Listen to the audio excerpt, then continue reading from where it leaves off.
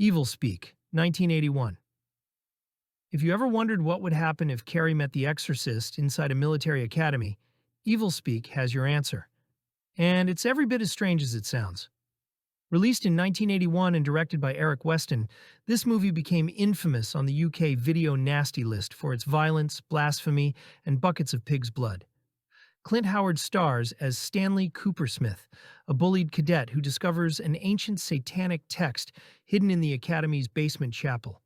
Using a computer to translate the Latin passages, Stanley accidentally resurrects a demonic spirit through digital sorcery, turning technology into a tool of hell. The concept feels ahead of its time, bridging old religion and new machines years before the Lawnmower Man or Pulse. Once the possession starts, Evilspeak goes completely off the rails. Decapitations, telekinetic rampages, and a climax involving demonized pigs that attack the entire academy. It's absurd, shocking, and unforgettable. The gore was so extreme that many scenes were cut for its initial release, only to be restored decades later when the uncut version resurfaced on disc. Despite its rough edges, the film has a strange sincerity. Clint Howard plays it straight, and the tone swings between tragic and chaotic. For horror fans growing up in the VHS era, Evilspeak was that movie you dared your friends to rent. It was banned, bootlegged, and whispered about, which only made it more appealing. Even today, it stands as a time capsule of 80s rebellion, the story of one kid who finally got even. With a little help from Satan and a Commodore computer. Looker, 1981. A successful plastic surgeon begins to notice a disturbing pattern. Several of his model patients, all recently treated to meet strict, computer-calculated beauty standards, die under suspicious circumstances. As he looks closer, he finds their images are still appearing in new advertising campaigns, even after their deaths. His investigation points to a powerful tech company using advanced scanning to build digital doubles of real people, then removing the need for the originals.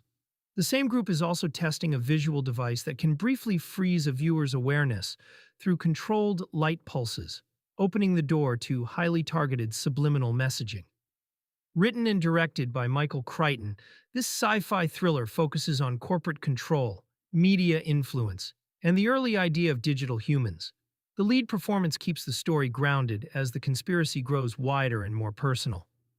A veteran screen presence plays the executive antagonist with smooth, controlled menace. For its time, the computer graphics were groundbreaking. Early CGI body scans and wireframe imagery are used to suggest a future shaped by digital likeness and synthetic performers. The film favors investigation and ideas over action, keeping most of the violence off screen. It's a concept-driven techno thriller that feels unusually forward-looking, especially in its warnings about image manipulation and synthetic media. Android, 1982. Android is a sci-fi film directed by Aaron Lipstadt, released in 1982. The story unfolds on a remote space station, where Dr. Daniel, played by Klaus Kinski, conducts secret experiments with androids. His primary creation, Max 404, portrayed by Don Keith Opper, is a curious android yearning to explore the world and experience human emotions. The film takes a sharp turn when a group of criminals seeks refuge on the station, leading to a tense clash between the android and the intruders. As violence erupts, the themes of identity, humanity, and the ethical implications of artificial intelligence come to the forefront. Max, with his childlike innocence and developing emotions, becomes the heart of the film.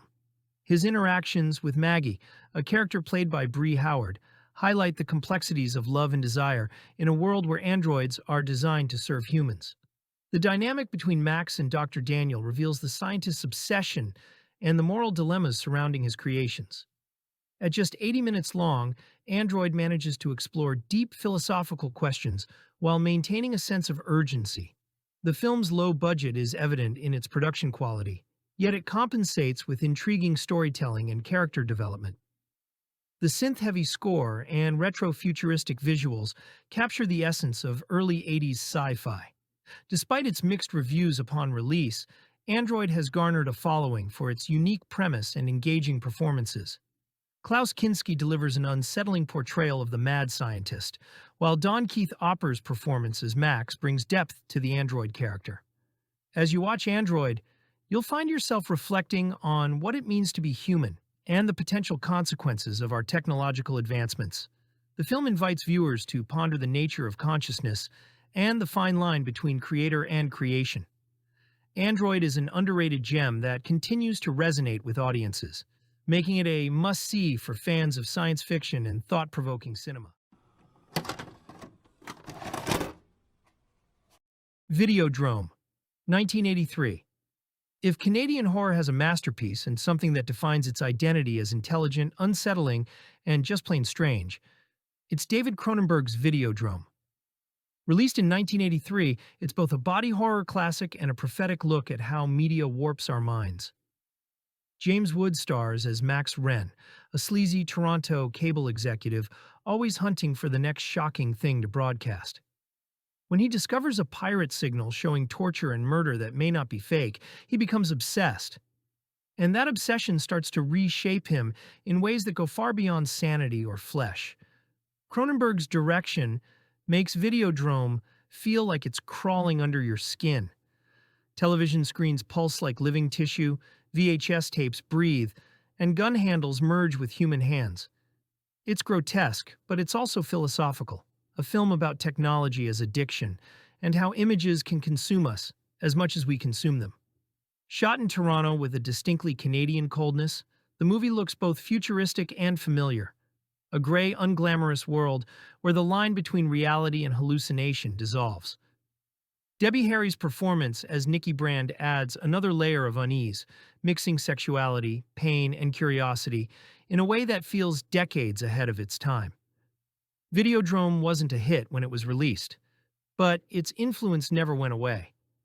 It's the blueprint for everything from The Matrix to modern digital horror, a film that saw the internet age coming long before it existed. Canadian horror has always had a fascination with transformation, and Videodrome takes that idea to its limit. Long live the new flesh. Chopping Mall, 1986. Jim Wynorski's Chopping Mall asks the essential question, what if mall security robots gained consciousness and decided teenagers must die? A shopping mall installs 3 high-tech security droids programmed to neutralize intruders. When lightning strikes the control system, the robots malfunction and trap a group of young employees inside for a night of laser-blasting, exploding head carnage. The film delivers exactly what its title promises: shopping mall mayhem with practical effects that remain satisfyingly visceral. The robots, designed by Robert Short, are clunky but menacing, rolling through abandoned stores while delivering deadpan threats in monotone voices. The infamous head explosion sequence became a highlight of 80s horror effects, practical work that still impresses. Kelly Maroney brings genuine charm as the final girl, while Barbara Crampton adds Scream Queen credibility. The film moves briskly through its 77-minute runtime, understanding that concepts this simple work best when executed efficiently. Chopping Mall represents Roger Corman-produced exploitation at its most entertaining: high concept, low budget, maximum practical effects. It's pure video store gold. From an era when titles sold themselves and delivery mattered more than depth. If you're enjoying the video so far, take a second to like and subscribe, and let us know your favorite in the comments. Now, let's keep going. Hardware, 1990. In a scorched, post-apocalyptic future, a scavenger drags home scrap recovered from a desert battlefield, remnants of a destroyed military cyborg. He gives the metal to his sculptor girlfriend, thinking it's nothing more than raw material. What neither of them realizes is that the machine was designed to rebuild itself. Piece by piece, it reconstructs its body, seals the apartment, and resumes its original purpose: eliminating human life. Trapped inside, she's forced into a fight for survival against a machine that learns from every mistake. The story plays out almost entirely in isolation. Stacey Travis carries the film as the besieged artist, relying on improvisation rather than strength. Dylan McDermott appears as a war-worn scavenger shaped by a world already broken. William Hootkins is deeply unsettling as a neighbor watching the carnage through hidden cameras, while Iggy Pop's radio DJ voice drifts in from outside, sarcastic commentary from a civilization beyond saving. The cyborg itself is pure industrial menace. Red optical sensors, spinning drills, and scavenged weapons are realized through puppetry and animatronics that give the machine real weight. The apartment becomes a mechanical death trap. Tight corridors, sealed exits, nowhere to run. Harsh red lighting and corroded textures create a suffocating atmosphere where metal and flesh collide without mercy. Hardware distills cyberpunk horror to its essentials. It wears its influences openly, but the execution is confident and distinctive. On a limited budget, it builds a convincing dystopia through design, sound, and mood rather than scale. Brutal, stylish, and uncompromising, it remains one of the most memorable sci-fi horror films of the early 1990s. Ghost in the Machine, 1993. Serial killer Carl Hockman, known as the Address Book Killer, dies in a car crash and is accidentally digitized during an MRI scan amid an electrical storm. His consciousness fuses with the city's power grid and early computer networks, allowing him to continue killing without a physical body. From inside the system, he begins stalking single mother Terry Monroe and her young son, turning everyday technology, appliances, traffic systems, into weapons. Rachel Talalay directs this pre-internet technophobia thriller with restless energy and uneven confidence. Karen Allen grounds the film as Terry, selling the escalating paranoia with determination and vulnerability, while Will Horneff gives the story its emotional core as her tech-savvy son. Chris Mulkey appears as a skeptical detective, slowly realizing that the murders don't follow any rational logic. The film's strongest moments come from its practical mayhem. Exploding microwaves, flaming hand dryers, electrical surges, and grisly appliance-related deaths deliver genuine impact. Early CGI used to visualize the killer's digital presence is far less effective, clashing with the grounded destruction and pulling tension away whenever it takes over. Ghost in the Machine aims high and stumbles often, but its ambition is undeniable. It's a messy, campy artifact of early 90s digital paranoia, more fascinating than frightening. But the inventive kills and absurd confidence make it a memorable guilty pleasure for fans of tech-gone-wrong horror. Arcade, 1993. Before virtual reality was cool, Albert Pyun dove into the dark side of gaming with this techno-horror tale about an arcade machine that literally won't take no for an answer. When a group of teens test out a new VR game, they discover that losing doesn't just mean game over. It means your consciousness becomes trapped in the machine's digital hell. Megan Ward leads the cast as Alex, a troubled teen who realizes the game isn't just reading players' moves, it's feeding on their fears and traumas. The virtual world combines early 90s CGI with practical effects to create a surreal digital landscape where the rules of reality don't apply and death comes in bits and bytes. What makes Arcade stand out is its understanding of gaming culture and teenage alienation. The film taps into genuine anxieties about technology's growing influence, while delivering creative death scenes that blur the line between virtual and actual reality. Peter Billingsley shows up as a sketchy game company representative, adding to the mounting paranoia about who's really controlling the game. For anyone who enjoys their horror with a side of silicon, Arcade serves up a digital nightmare where the continuous screen might be the last thing you ever see. Brainscan, 1994. Brainscan, directed by John Flynn in 1994, is a techno-horror gem that captures both the thrill and danger of early virtual reality. The film follows Michael, a reclusive teenager obsessed with horror games, played by Edward Furlong. When he tries a mysterious new interactive game called Brainscan, he discovers that what happens inside the game has real-world consequences. At first, it feels like the ultimate rush, ultra-violent gameplay, with no rules, no limits, and no consequences. But Michael soon realizes the game is more than just entertainment. The murders he commits in virtual reality begin occurring in reality.